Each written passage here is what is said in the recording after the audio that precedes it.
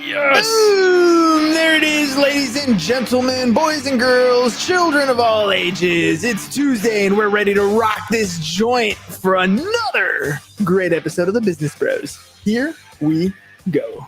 Shut up and sit down. The Business Bros podcast was created for you. Learn from the business professionals who come to share their stories. Find out what's working in business, on social media, what's hot and what's not, straight from the mouths of successful entrepreneurs out there doing the real work. And now, welcome to another episode of Business Bros. Do this thing! Yeah! Time for you to drop some heat. Here we go. All right, all you business pros out there. Before we jump into the show, just a quick reminder to please subscribe on whichever platform it is that you're listening to us on today. Give us a like, give us a follow, subscribe, and drop a review. Help other like-minded business owners find value from our awesome guests while we rise up in those podcast rankings. We'll sincerely appreciate every single one of you for it. And if you want to be a guest on the show, we'd love to have you on to learn from you as well. Go to www.businessbros.biz, schedule your time, and don't forget to follow us on all our social medias at Business Bros Pod. All right, everybody, we're so excited and honored to bring yet another incredible guest to the Business Bros Pod. Today's guest is the opposite of what most people imagine when they hear the word influencer. As a middle-aged, married, bald dad of two, who's going to follow him on Instagram? More like Unfluencer, am I right? Nevertheless, our guest knows social, and he is helping businesses everywhere leverage social media to captivate their audience and grow their businesses. Today's guest knows that buyers make decisions based on emotion, not features or benefits, and he helps companies connect with their buyers on that emotional level by creating memorable, engaging marketing that creates sustainable results. Tune in to learn how our guest made it to number 30 on Forbes' top 50 social media power influencers list and what you can do to make your social media a powerhouse. Joining us today from Socialistics out of Monroe, Washington, welcome to the show, Jason Yormark. That's great.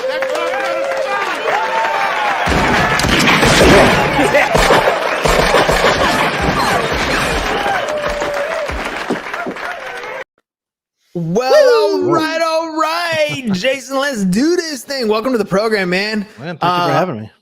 Okay, so first of all, the stab at the whole bald dad, I totally resemble that remark. I understand where you're coming from. So let's show James what people with no hair can do on a show. What do you say? All right, I'm down. Absolutely. All right, man. So let's start with the idea of hopping online. I come from one of the last, I was born in 82. So I grew up in a kind of a unique situation where I still played outside and waited till the lights came on, kind of got introduced to a computer at an older age, not really a younger age. And it took me up until about 35 or so, 33, 35 or so, before I really started to use social media as a tool versus just where I check my invites to the local kid parties, right? To the other friends and family party. What was it for you that took you from not having that type of technological thing to now using it as a tool? Yeah, I mean, it really started probably in college. It's a miracle that I ever ultimately got a degree for as little class that I went to, and really all of the success that I had, or really the things that I learned, were outside of the classroom. And part of that, I worked in a bookstore, and I got to work in the computer department. This was back in 95, 94, mid 90s. So just got exposed to computers around then and got to sit in front of them forever, learn how to make websites using Microsoft Front Page. So I'd make a website for like sports clubs or things of that nature. So just really got acclimated to it at a pretty early age, or a pretty early time in terms of like the internet, just kind of starting to take shape. So that was my first introduction to it. And ever since then, I just self-learned, picked up on things, and really, leveraged trial and error, just trying things, figuring things out on my own, and just being in the right place at the right time as the internet started to take shape around, the turn of the century. And it's still not 100% like we know exactly how everything's going. It's still changing over time. I'll give you a classic example. You talked about a website. Today, we're talking more about landing pages. Same type of thing, different type of process.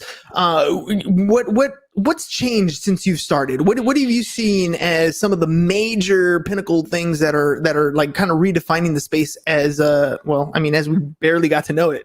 Yeah, well, I think it's a couple different things. I mean, certainly, social media platforms have, changed the dynamic of, digital dramatically. I mean, with people, the amount of time people spend on social media channels is just astronomical. So a lot of what businesses, they need to be thinking about their presence there because of just the sheer volume of time that's spent on them.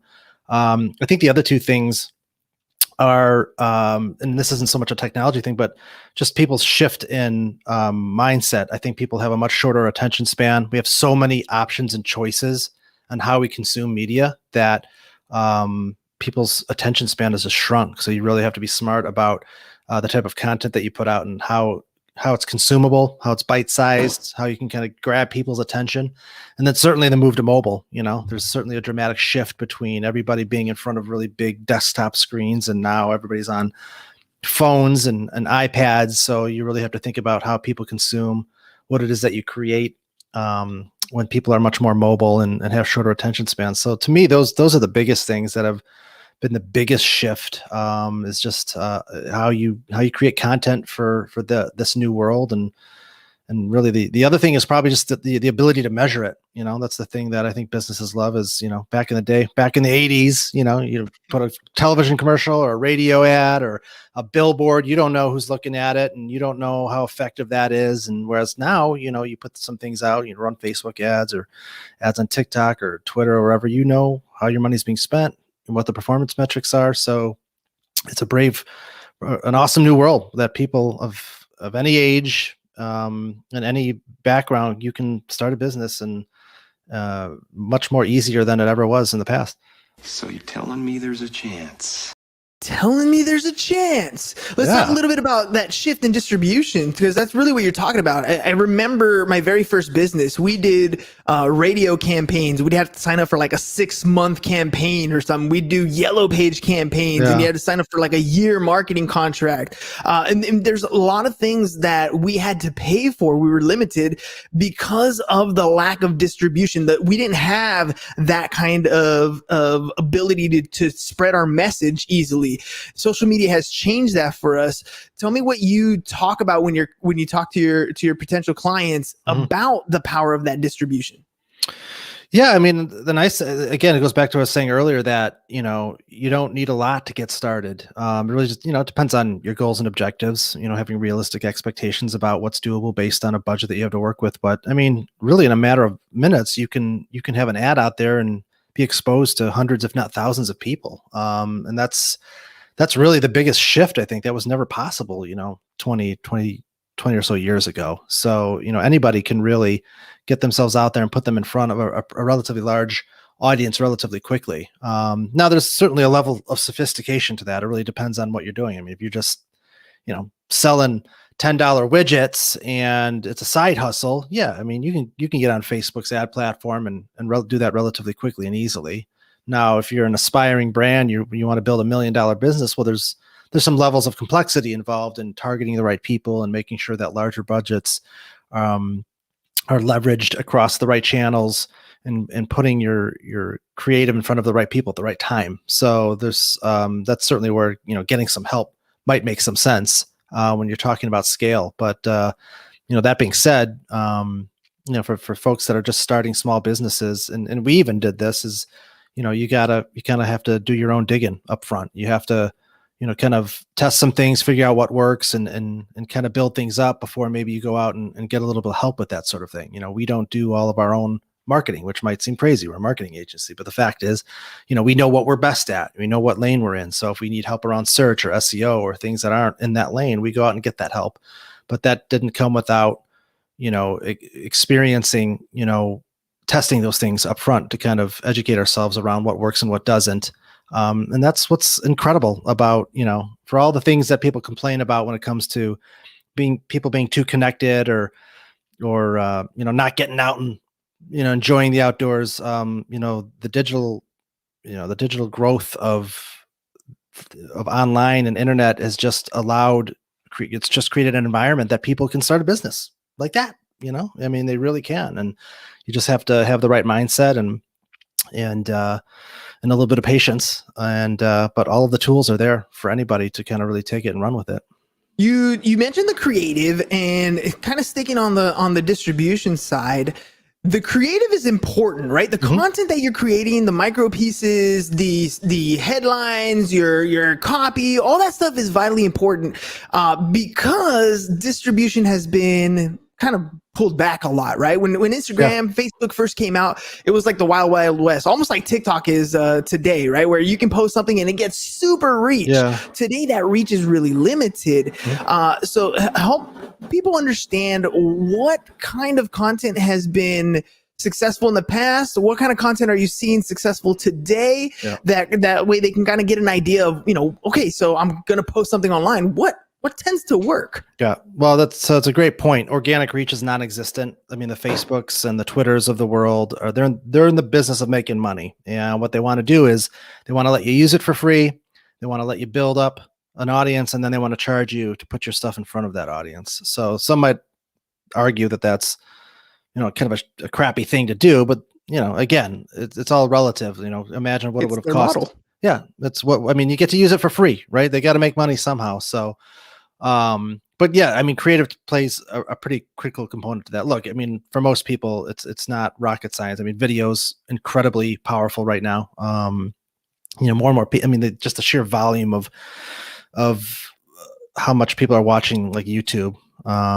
TikTok and obviously Snapchat have grown tremendously, but video is huge. Short form video, 30 seconds, 15 seconds, up to a minute. I mean, people, they want to get in and out. Right? They don't want that big commitment content. They want to be able to see something and consume it and move on to the next thing. So you really have to grab people's attention in a relatively short period of time. So short form content is critical. Now you should back that up. If you're a business and you're trying, depending on if you're selling like widgets or low cost things, that you don't have to have necessarily a ton of long form content. But if you're a higher priced ticket item or service based, or you have a longer funnel for your customers, you want to follow that up with some long form content. You want to have a blog. You want to have things that ultimately up front are short form, kind of grabs their attention, gets them interested, click here for more information, and then they kind of get into maybe some of your longer form videos on YouTube or blog posts on your website.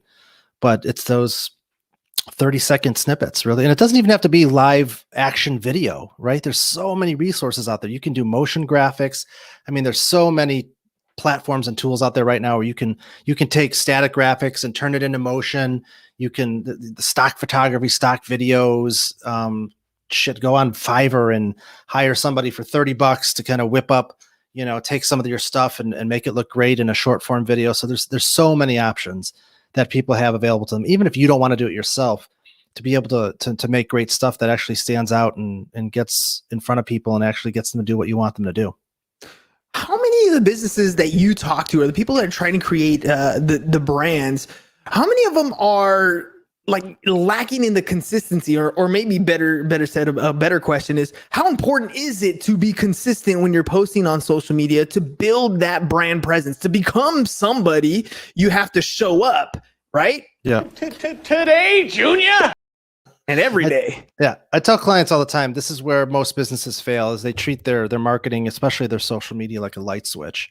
They'll turn it on, they'll turn it off. That doesn't work. Right. And then there's why should I post on social media? What's the big deal? Like it's gonna make that big of a difference whether I post something today. Well, it's not those individual efforts. It's the sum of what you do over an extended period of time and be in that consistency. Whether it's 3 times a week or 5 times a week, you need to think ahead. You need to think about what it is that you're going to want to do and come up with a strategy and decide what you're going to, put out a month in advance, so that you're not waiting until what am I going to post today? Oh, and you don't want to get in a situation like that. So you can't, it's just like the analogy I always use for clients is it's like a car. You got to put fuel in it if you want it to run. It's the same thing. The minute you stop putting fuel in it, it's not going to run. And if you treat it like a light switch, if you only post it here and there, nobody's going to follow you. Nobody's going to pay attention to you. Algorithms aren't going to push your content in front of the right people more regularly. It just doesn't work. So you have to make a commitment. You have to decide, is this a thing that I'm going to invest in, either with time or money? And am I going to stick to it? And am I going to treat it strategically? Nothing is worth doing if you don't do it right. So either do it right or don't do it at all. Pick the things that matter to your business and move the needle for you. And sometimes you have to prioritize things. And for a lot of businesses, social media usually gets pushed aside because personally, people usually hate it or they don't want anything to do with it. But that doesn't mean it can't work for your business. So I try to kind of separate those opinions when people feel that way personally.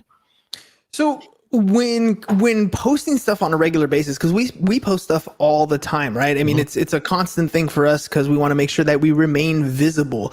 But we have a method of creating content. The podcast itself allows us to create long form piece of content that we can then break up and reutilize for other different platforms. When you're talking, He ain't lying. that's absolutely true, right? When you're talking to your clients and they're the type of person who they don't really use social media, you get that pushback. Yeah. What strategies can you recommend to people? What habits can you help them build into place so that they are posting on a consistent basis? That way it's not like, oh man, I got to do something. It's almost like second nature. I do now. Yeah. Honestly, I tell them you need to hire us or you need to hire somebody, because if they're just like, if they're really like, I don't want to do it, I don't want to think about it. If they're at least in a mindset of like, I know I need it and I know I need to do it well to help grow my business, but I don't want to do it, then you need to hire somebody. Then, sometimes that might mean an agency like ours. Sometimes that might mean, okay, you can't afford us, hire an individual, consultant or somebody that, isn't an agency and it's just a single person, regardless of what that is. Find somebody that's talented and is going to be able to help you take on that heavy lift, because time is money. People are, most business owners that are savvy and understand that, they're not going to have a problem throwing some money at something if it means that they don't have to do it, as long as it's done well.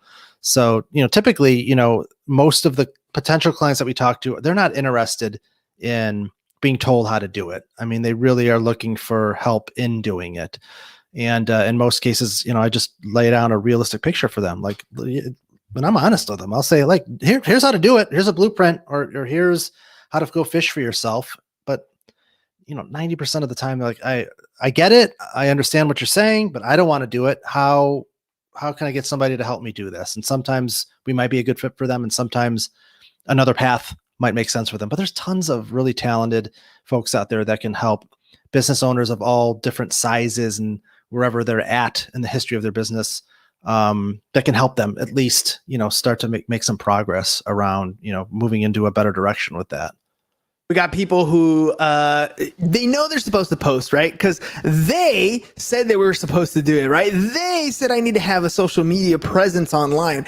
Well, why are they saying that? What is the value of creating content? What is the value of being a guest on podcasts? What's the value of putting out these things regularly? Yeah, well, it's a couple things. I mean, one, this is where people are spending their time. Like if you look at any chart or statistic online about social media usage, billions of users spending an average of a couple hours a day. So this is where people are. This is where the eyeballs are. So it's a no-brainer that, you want to be where people are at. And the other part of it is signals, right? Depending on what you do, when you create content, you're creating signals in a digital environment that, when people look for things, regardless of what you're selling, when you create social media content, when you do a podcast, when you create videos, YouTube's the second largest search engine in the world. You put content out there, you're creating signals that basically then ultimately are the things that people find when they're searching for what it is that you have to offer. So you need to put that stuff out there. I don't think anybody disagrees with that. Again, it comes down to the consistency. And really one of the biggest pieces of advice that I give newer business owners is, because 9 times out of 10, they're not going to have the budget or the time to do everything. It's better to be great at less than average at everything. Like you've got a finite amount of resources to use in terms of time and money. And then you also have certain passions and things that you're interested in, or things that, lend themselves to maybe you more than somebody else. Maybe you love visuals. Maybe you love video. Focus on that. Or maybe you love podcasting. Maybe you love talking. Pick the thing that you're going to enjoy or that aligns to your business and pour most of your efforts into that place and get that part right. Do that the best that you can. Don't take like if you have $100, don't take that $100 and spread it out across 5 different things. Take that $100 and use it on 1 or 2 things and be the very best at that and nail that and maximize your ROI on that. And then build off of that, because so many businesses try to be everything to everybody. Post here, do it here. And they don't care about this. They don't put any effort into it. And everything's just average and it does nothing. And then that's when they check out. Okay, this doesn't work. I'm done. No, it didn't work because you didn't do it right. You didn't put 100% into everything. You kind of spread yourself too thin. So pick the thing that you love or pick the thing that makes the most sense for your business. Get that right. Build off of that. So it's funny that you say that, because we're focusing our attention very much on testimonials, creating video testimonials for clients. Because let's face it, like if I tell you I'm good, you're going to be like, oh, okay. But if, my clients come over here and tell you that I'm doing a great job for them, all of a sudden it's believable. Do testimonials make for good social media content? Oh, absolutely. Your online reputation is everything, especially if you're service-based. I can't remember the number. Like it's like people read like 9 out of 10 people, look at reviews before they make a commitment to a service-based business. The numbers are ridiculous. So you absolutely want people talking positively about what you do and capturing that.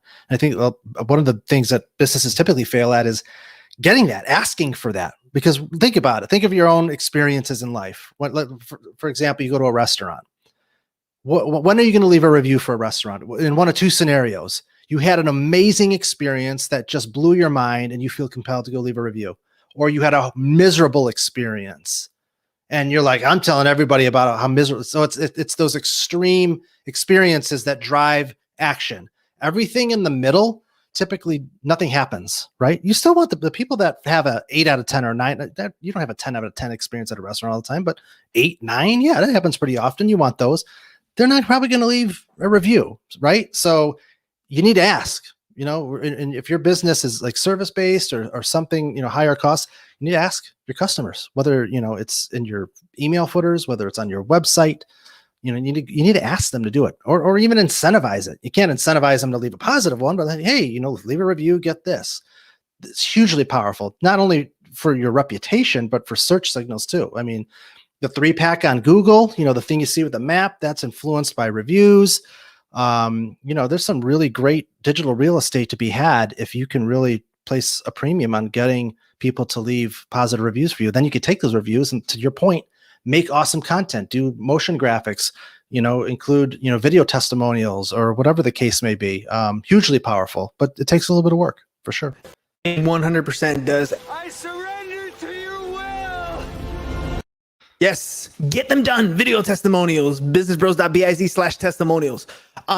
When we talk about making social media content, there's oftentimes where we get lost in the fun stuff, right? We want to capture the attention. We want good, whether it's a photo or a video, whatever it is.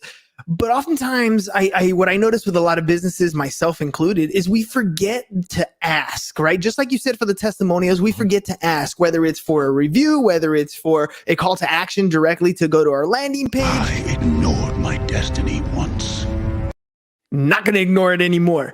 Right. So when we're creating, when we're doing the creative part of posting on social media, where should I be putting these call to actions? Should I be thinking about that at the beginning when I'm doing the creative? Should I be, where does that fit in so that my process includes that?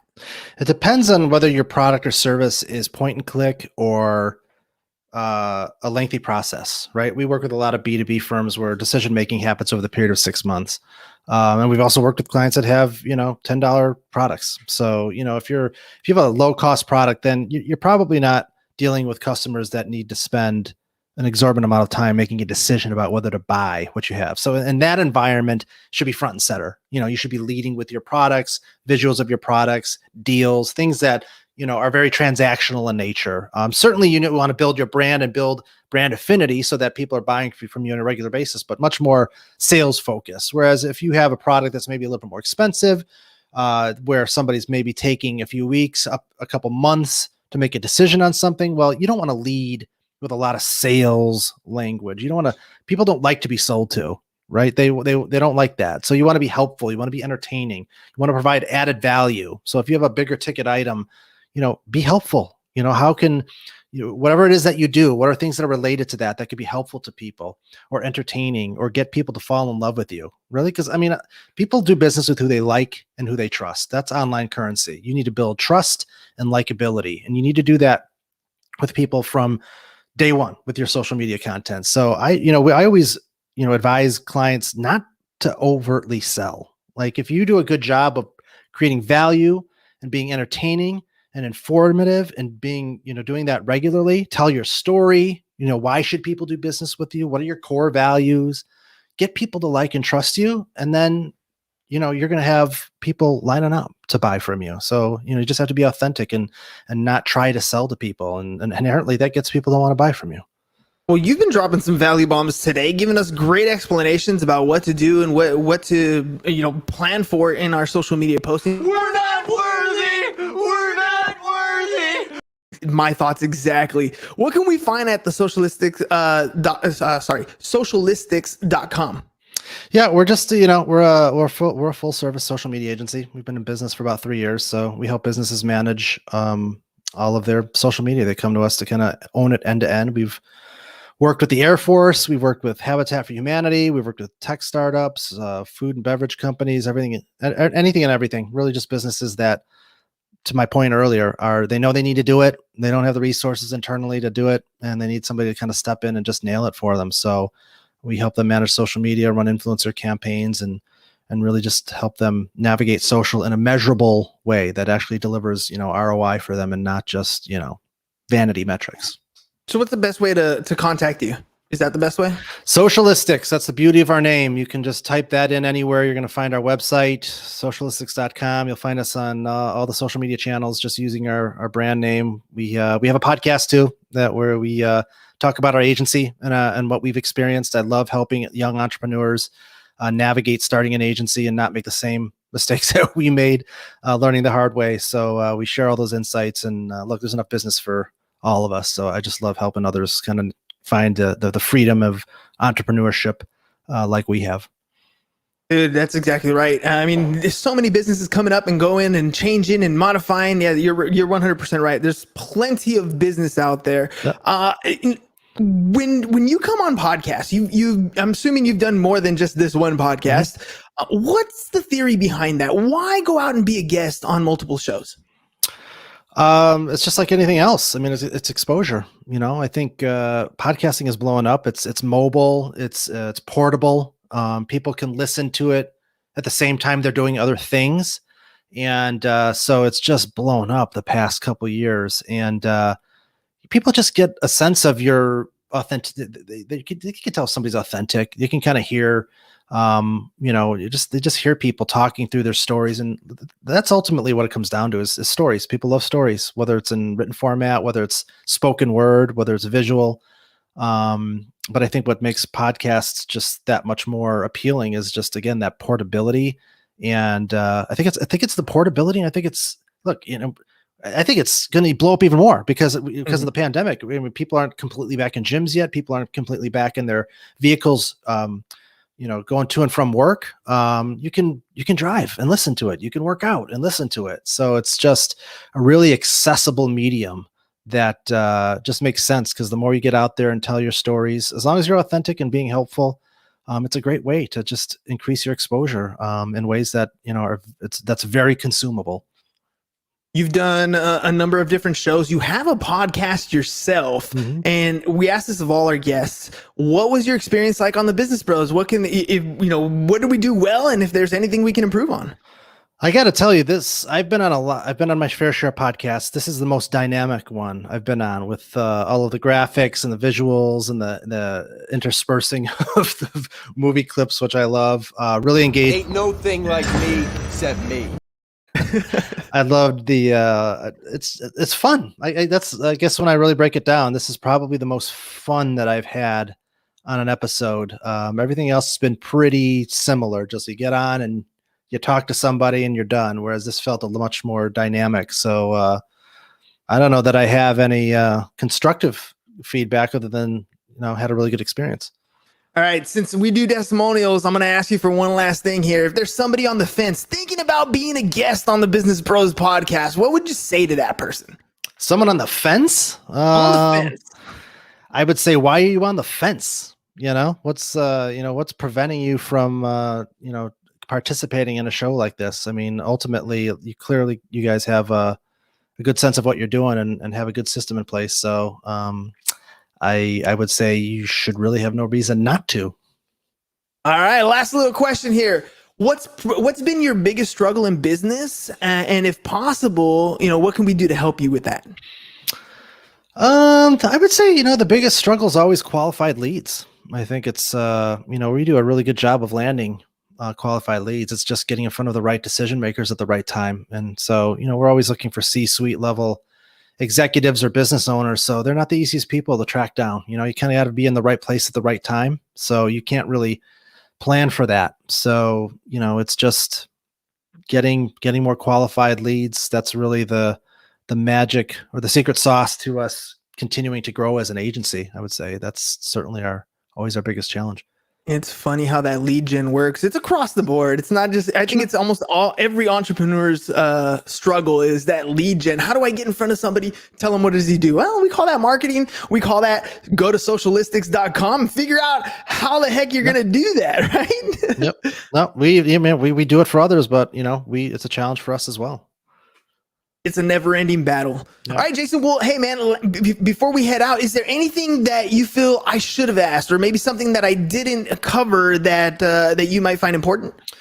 The only thing I would add is, I know you got a little bit younger audience. My best advice that I can give you in terms of taking the leap of, doing your own thing and being an entrepreneur is conquer your fear. I started my business when I was 44, I think 43.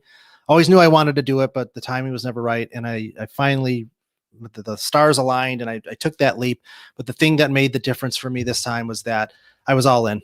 I was all in mentally. I was not afraid, and getting in front of that fear of failure, the fear of having a paycheck, the fear of a lack of benefits, like all those things. I'm like, nope, this is it. This is what I was built for. This is what I'm wired for. I'm going for it for real, authentically in my head.